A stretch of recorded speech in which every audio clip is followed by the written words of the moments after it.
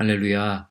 하나님께서 허락하신 새날, 말씀으로 힘입는 오늘 이 하루가 되기를 주님의 이름으로 축복합니다. 이제 우리 다 함께 1월 12일 화요일 새벽 예배 하나님 앞에 나아가겠습니다. 찬송가 324장, 통일 찬송가는 360장입니다. 예수 나를 오라 하네 찬송 부르겠습니다.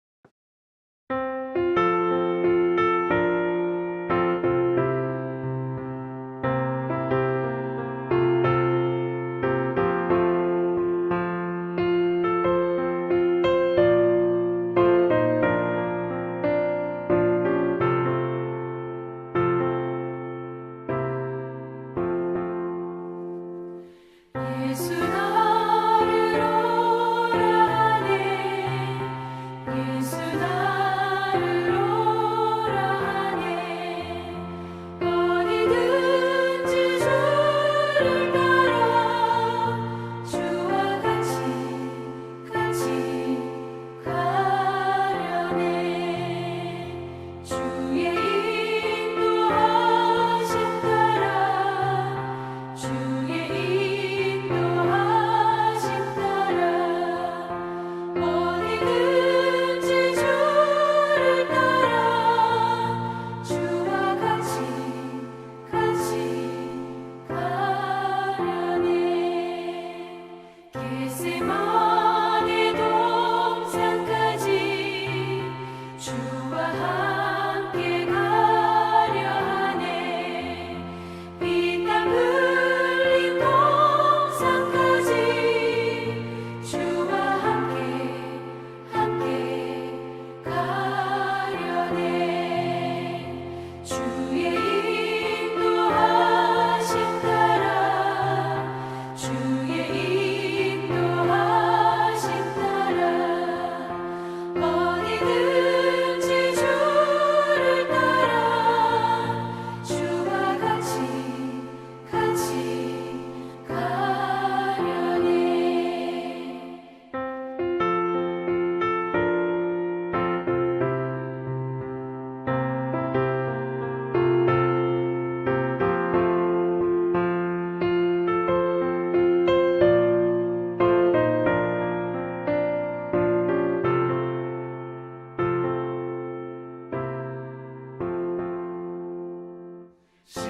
심판하실 자리까지 주와 함께 가려 하네 심판하실 자리까지 주와 함께 가려네 주의 인도하심 따라 주의 인도하심 따라 어디든지 주를 따라 주와 같이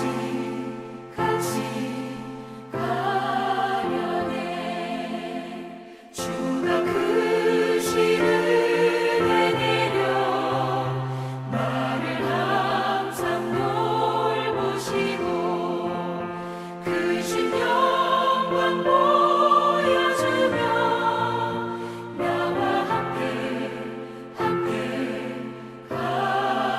가시네 주의 인도하심 따라 주의 인도하심 따라 어디든지 주를 따라 주와 같이 가려네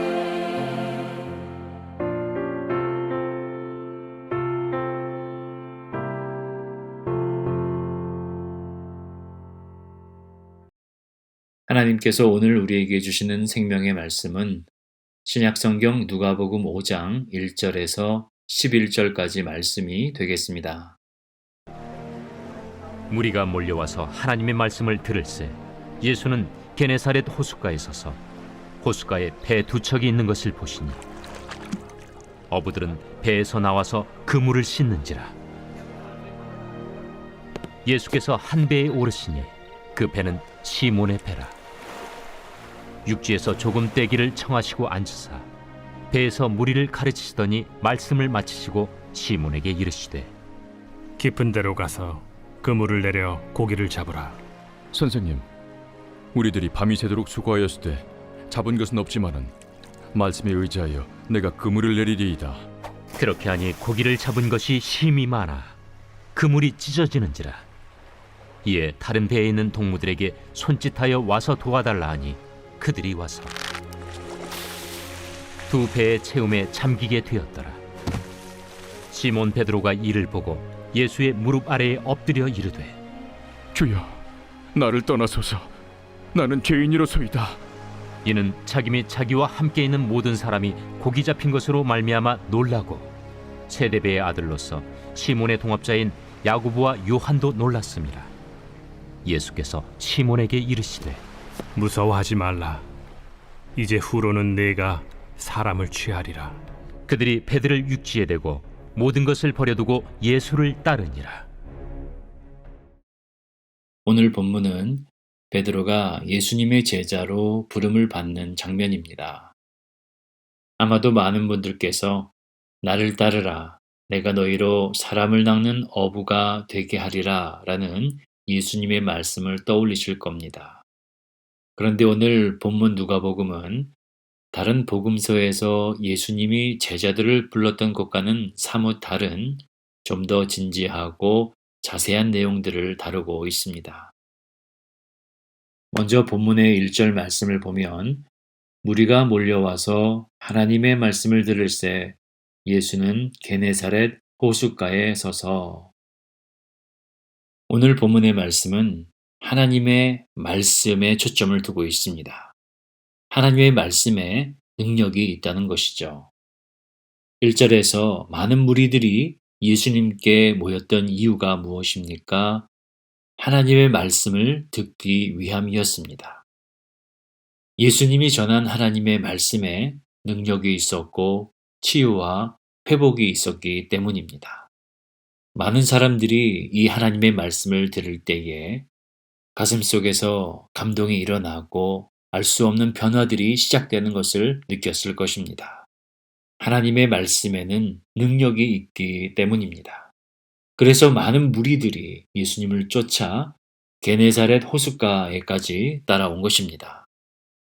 그리고 예수님께서는 모여든 많은 무리들에게 하나님의 말씀을 전하기 위해서 호숫가에 정박해 있던 두 척의 배 중에 하나에 올라탄 것입니다. 근데 그 배가 바로 베드로의 배였던 것이죠. 베드로와 그의 동료들이 뱃사람으로 바쁜 생활을 했을지 모르지만 갈릴리 지역에 급속도로 퍼진 예수님에 관한 소문은 한 번쯤은 들어봤을 것입니다. 그러한 예수님이 자신의 배에 올라와서 부탁을 하는 것이죠. 배를 조금 육지에서 떨어뜨려 달라는 것입니다. 많은 무리들에게 말씀을 전하실 때에 조금 떨어진 곳에서 육지를 향하여 연설을 하는 것이 아마도 잘 전달이 되었던 것 같습니다. 마가복음 4장에도 보면 예수님께서 배 위에 앉아서 많은 무리들을 가르치셨던 것을 볼 수 있습니다.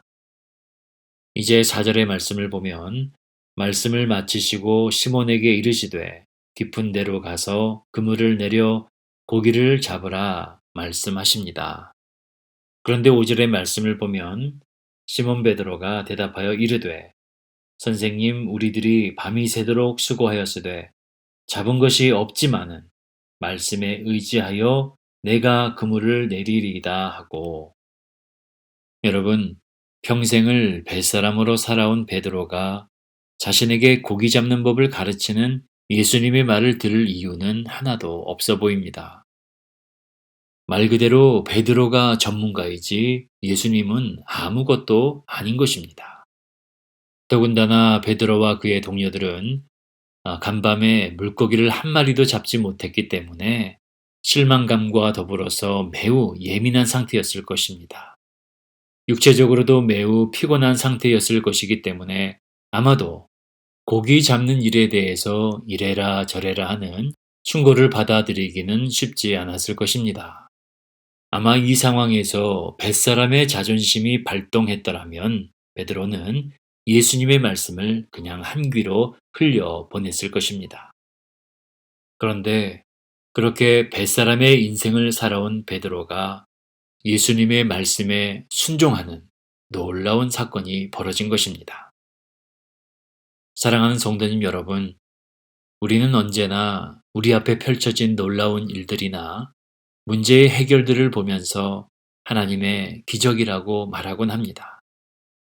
그러나 진정한 기적은 놀라운 일들 이면에 숨겨진 순종이라는 것을 우리는 분명히 알아야 합니다. 순종이야말로 진정한 기적의 재료가 되는 것입니다. 베드로가 예수님의 말씀에 순종할 때에 6절 말씀을 보면 그렇게 하니 고기를 잡은 것이 심이 많아 그물이 찢어지는지라. 그렇습니다. 순종의 결과는 놀라운 기적이었습니다. 밤새 한 마리도 잡지 못했던 사람들이 그물이 찢어질 정도로 많은 고기를 잡게 된 것입니다. 사랑하는 여러분, 무엇이 진정한 기적일까요?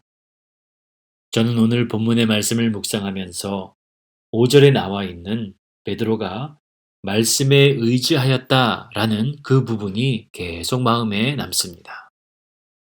여러분, 베드로는 지치고 힘든 그리고 반복되는 고달픈 뱃사람의 삶을 살았던 사람입니다. 그런데 어느 날 예수님께서 자신의 배에 찾아오신 것입니다. 그리고 그 자리에서 하나님의 말씀을 전하는 것을 목격하게 됩니다. 그런데 여러분, 그 말씀은 무리들을 위한 하나님의 말씀이기도 하였지만 동시에 베드로를 위한 하나님의 말씀이었던 것입니다. 예수님께서 베드로의 배에 오르셨던 시간은 통상적으로 뱃사람들이 그물을 정비하고 다음 조업을 위해 여러 가지로 준비하는 시간입니다. 뱃사람들에게는 참으로 바쁘고 중요한 시간인 것이지요. 그 와중에 예수님이 배에서 하나님의 말씀을 전하실 때에 베드로는 그 말씀을 자신의 작업을 방해하는 한낱 소음으로 여기지 않았던 것입니다. 그리고 그렇게 분주한 시간 속에서 선포된 하나님의 말씀이 베드로의 심령 속에서 역사하기 시작한 것입니다. 뿐만 아니라 하나님의 말씀이 살아 역사할 때에 예수님께서 말씀하시는 고기잡이의 방법마저도 세상의 지식이나 경험을 뒤집어 엎는 하나님의 말씀으로 들려지는 놀라운 은혜가 임하게 된 것입니다. 그렇습니다, 여러분.